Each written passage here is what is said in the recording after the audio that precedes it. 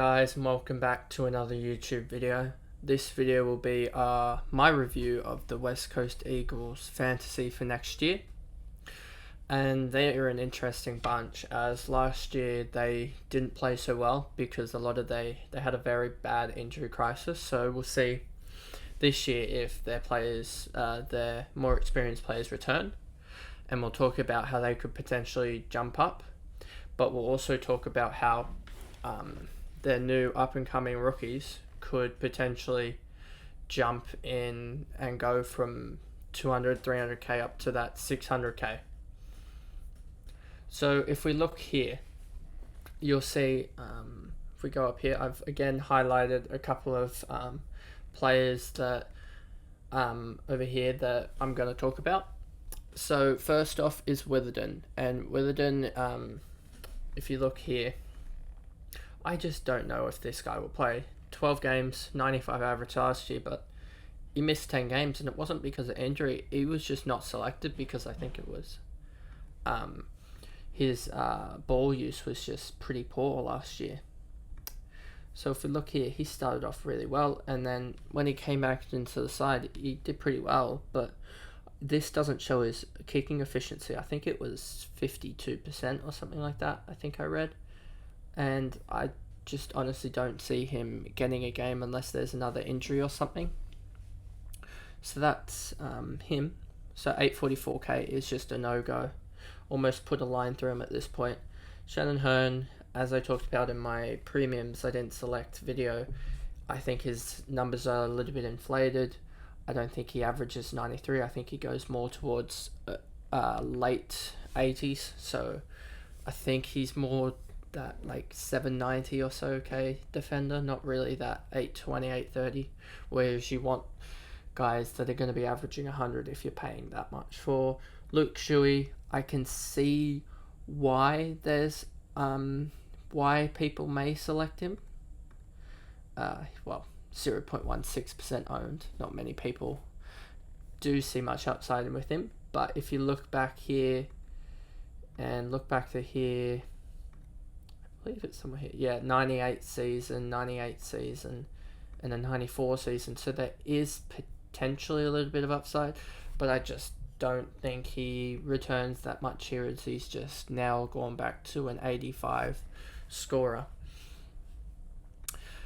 Moving on down, Tim Kelly, I think there's 10 points or so of upside, maybe a 95 scorer, but I just think at 744k you have the likes of Green, Rowbottom and others that could easily go and have a huge breakout and go 15, 20 points upside, and I don't think Kelly has that potential upside, as there are the likes of Jinby, even Chesser and other players are going to come through that midfield and wing roll and take away potential points for Kelly. As you see here, 96, 86, didn't play. So there isn't terrible upside. I don't think he's a 100-point player, and at 84, I don't think it's valuable to just select him for a 10-point upside when you can gamble a little bit more on Rowbottom and Green, who should at least get 84, 85 for them to go up to that 100-pointer. We look here. Duggan's an interesting one. Duggan's last 7 was 101, last 3 of 111, and last 5 of 106. And in that last 7, he averaged 9 marks a game. Just that. Here we go. But pre-buy, he was only averaging 74. So there is a little bit of a problem there, that he doesn't average terribly much in the first half of the season, but I think he could easily. He's probably won more for the draft leagues out there rather than an actual classics, as he is priced at 84. I think the highest he'll have stretches like he did last year of 100, but I think he probably ends up around 92, 93, which is probably not enough upside for a player priced at 760. Is it going to be at? What's it going to be at? 740k. Okay, it's not terrible. He's one to look out for, I'd say. I would say he's probably there's probably Dacos and Young ahead of him, and then him for that 750 to 780 price range. Gaff, not interested. Nadanui, injury prone, not interested. Cripps, just not a fantasy friendly role for him. Not much upside, I don't think, as he gets older. McGovern, I don't think there's terribly much upside for him. 2021 average 72, 69. 2019 68, 66. You see, he's just that guy that's going to average 60s. He's a key position player. He's not going to average enough. Barras, just don't think he'll average terribly much. Darling, key position player. West was someone I thought about, but I think he just had too good of a couple of too good games. That he had a 114 as well, which it shows that he has potential, but I think he's had too much of it for what he's going to average. He's probably going to average 70 or so, which just isn't enough upside for him. Now, I know I've gone slightly past it in the price ranges, but I'll go up to my two of my Eagles mid-prices that I have. Elliot Yeo, I think, is a guy that can easily return back to his form, if I grab it up here, of 2017, even 98. 2018, he went 106. If he goes 100 points, anyone who's selected him has made 250k and has basically been able to get a premium player for a mid-price range, which saves you 250k, means that you can get more value on your bench as well. So I think he is that guy he will be that guy that goes big. 102, 106, 98. What did he do in 2016? He went 79 then. Even that price, he's priced at, what is he priced at? 71, so that's even over. Like, what I'm trying to portray here is that he's basically guaranteed to go overs of what he does if he stays fit. So the only question is if he stays fit. He's had a full preseason, I'm pretty sure, to date. So I think he is the one that everyone has to go for here if you want to be relevant, as shown in the ownership of 29.6%. Now moving on to Dom Sheed. He's 24% owned and he played one game of 70, so he has a massive discount, 27% discount on his 21 average of 91.4 if you go back 27. So 2018, 2019, if he can return to this 95 score, then he's easily a guy that you can just trade out for in a rookie downgrade once he gets up to that 750, 800k. And that will allow you to get up to a huge player, as that you need only 200 or so k from your rookie and your bank to be able to get up to the likes of a premium player. So he's a guy I think you have to jump on, as well as he's got at least 20 points of upside, potentially more, if he has a full preseason and is fit and healthy. Scanning through here, I have no other Eagles at that mid-pricer level. We'll get back to Jinby when we get down to the rookies. And looking through here, there isn't many players that I think are in fantasy-friendly roles. You could look at Luke Foley, but I just don't think I see it. With he's had a couple of good games, but looking at this, I think he has the potential to be a no-show in games, as shown in this 25, another 47 here, 57. These scores just aren't good enough. He needs to be averaging. He needs to consistently have, like, he's played a full game here, 26, 37, 46. This run here just puts me off of him. I don't think he'll do well. Jai Cully, 19-year-old, he's shown promise. He did get suspended. But, let me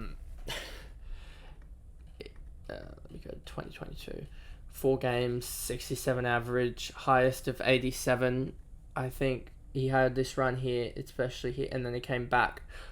He played only 54% time on ground here, but I think if he had played his full games here, he probably would have played 6 or so games in the end, and he probably would have averaged 75. So for him to be priced at what's he going to be priced at?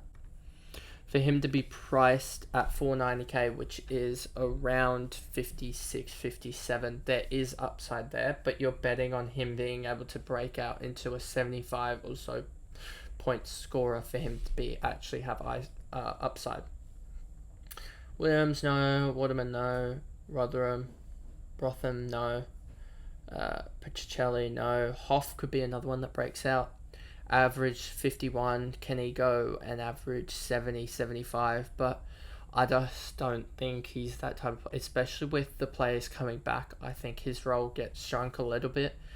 He has shown, if we go back to 2022, that he did have a 6 when he was a Medi sub, as he had other low scores. And he has shown the ability, well, here he's averaged in the 40s, 50s here, but he did come back here and score a 99, so he does have the ability to go large. I just don't think he has the consistency to be able to put it up to score that 75 average, which you probably need at his price. Clark's another one. I think he could do well, but the problem for him was his looking back at his fixtures, was his impacted by the Medi subs? And I think you could say yes, it was. Medi sub in that game, I believe, or was he injured in this game? But you take out 47, 61, 71 points from, what was that, 4 games? So he's back down to 5 games. And 5 games, an average of around 75-ish. So you could jump on him, but I don't know if he gets played or not. That's the problem, especially with returning players. I don't think he gets the guaranteed game time that you need for a guy at his price range. Jaden Hunt's an interesting one. He'll be on the halfback. I think if we look back here on his scores, so 42, 54, 38, 55, 46, he just doesn't score enough. So we'll see if he has the upside for him, but I just don't think he will. I think he'll probably average 55 or so again in the Eagles lineup, and that's just not enough points. You're more sort of wanting the guy that can average 60, 65 at his price range. Oscar Allen is another interesting one. Full season out with injuries, so he's got a massive discount, but because he's only playing key position and not actually rucking this year as per reports, he's not got good upside. If he was the number 2 ruck behind Natanui, who has very much injury concerns, then you'd say so, but because of his injury, I don't think he's rucking this year, and therefore he's probably going to be around